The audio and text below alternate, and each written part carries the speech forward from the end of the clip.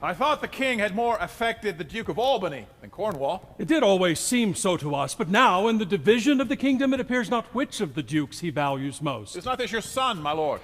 His breeding, sir, hath been at my charge. I have so often blushed to acknowledge him that now I am brazed to it. I cannot conceive you. Ah, sir, this young fellow's mother could, whereupon she grew round-wombed, and had indeed, sir, a son for her cradle, as she had a husband for her bed. Do you smell a fault? I cannot wish the fault undone, the issue of it being so proper. But I have a son, sir, by order of law, some year elder than this, who is yet no dearer in my account.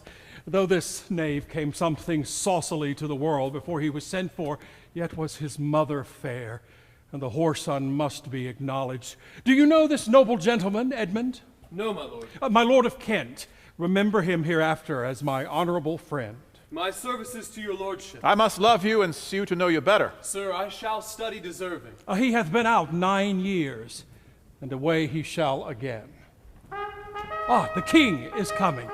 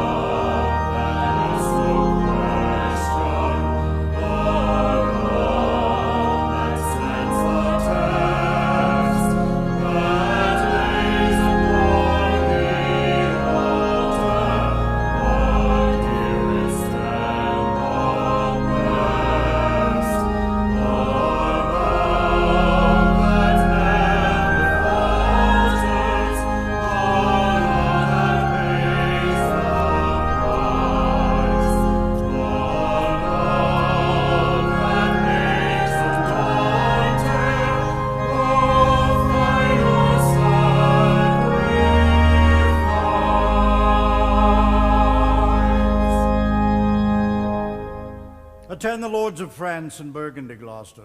I shall, my lord. Meantime, we shall express our darker purpose. Give me the map there. Know that we have divided in three our kingdom. 'Tis our fast intent to shake all cares and business from our age, conferring them on younger strengths, while we, unburdened, crawl toward death. Our son of Cornwall, and you, our no less loving son of Albany, we have this hour a constant will to publish our daughter's several dowers, that future strife may be prevented now. The two great princes, France and Burgundy, great rivals in our youngest daughter's love, here in our court have made their amorous sojourn, and here are to be answered. Tell me, my daughters, which of you shall we say doth love us most? That we with largest bounty may extend, where nature doth with merit challenge. Goneril, our eldest born, speak first. Sir, I do love you more than word can wield the matter. Dearer than eyesight, space, or liberty. Beyond what can be valued, rich or rare. No less than life, with grace, health, beauty, honor. As much as child e'er loved, or father found. A love that makes breath poor, and speech unable. Beyond all manner of so much, I love you. What shall Cordelia speak? Love, and be silent. Of all these bounds, even from this line to this, with shadowy forest and champagnes rich, plenteous rivers, wide-skirted meads, we make thee lady. To thine and Albany's issues be this perpetual. What says our second daughter, our dearest Regan, wife of Cornwall? Speak. Sir, I am made of that self-metal as my sister, and prize me at her worth. In my true heart I find she names my very deed of love, only she comes too short. that I profess myself an enemy to all other joys, and find I am alone felicitate in thy dear highness's love. Then poor Cordelia, and yet not so, since I am sure my love is more ponderous than my tongue. To thee and thine hereditary ever remain this ample third of our fair kingdom, no less in space, validity, and pleasure as that conferred on Goneril. But now, our joy, although our last and least, to whom the vines of France and milk of Burgundy strive to be interest, what can you say to draw a third more opulent than your sisters? Speak. Nothing, my lord. Nothing. Nothing. Nothing will come of nothing. Speak again. Unhappy that I am, I cannot heave my heart into my mouth. I love your majesty according to my bond, no more nor less. Oh, how, Cordelia, mend your speech a little, lest you may mar your fortunes. Good, my lord, you have begot me, bred me, loved me. I return those duties back as are right fit. Obey you, love you, and most honor you. Why have my sisters husbands if they say they love you all? Happily, when I shall wed, that lord whose hand must take my plight shall carry half my love with him, half my care and duty. Sure, I shall never marry like my sisters to love my father all. But goes thy heart with this? Aye, my good lord. So young and so untender. So young, my lord, and true. Let it be so. Thy truth then be thy dower.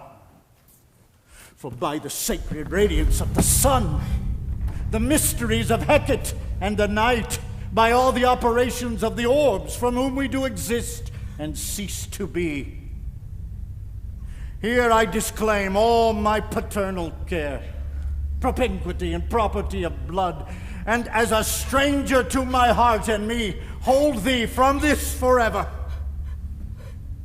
The barbarous Scythian be as well neighbored, pitied, and relieved as thou, my sometime daughter. Good, my liege. Peace, Kent. Come not between the dragon and his wrath. I loved her most. Thought to set my rest on her kind nursery. Hence and avoid my sight. So be my grave my peace, as here I give my father's heart from her. Call France. Who stirs? Call Burgundy. Cornwall, Albany. With my 2 daughters' dowers digest this third. Let pride, which she calls plainness, marry her. I do invest you jointly with my power, preeminence, in all the large effects that troop with majesty. Ourself by monthly course, with reservation of 100 nights, by you to be sustained, shall we our abode make by due turn. Only we shall retain the name, and all the addition to a king. Your sway, revenue, execution of the rest, beloved sons, be yours, which to confirm this cornet part between you. Royal Lear, whom I have ever honored as my king, loved as my father, as my master followed, as my great patron thought on in my prayers. The bow is bent and drawn. Make from the shaft. Let it fall, rather, though the fork invade the region of my heart. Be Kent unmannerly when Lear is mad. What wouldst thou do, old man? Think'st thou that duty shall have dread to speak, when power to flattery bows? Thy youngest daughter does not love thee least. Kent, on thy life, no more. I never held my life, but as a pawn to wage against thine enemies. Out of my sight. See better, Lear, and let me still remain the true blank of thine eye. Now by Apollo, Now by Apollo, king, thou swearst thy gods in vain. Oh, vassal, miscreant! Yes, sir, forbear! Do! Kill thy physician, and thy fee bestow upon the foul disease. I tell thee, thou dost evil. Hear me, recreant. on thine allegiance. Hear me! That thou hast sought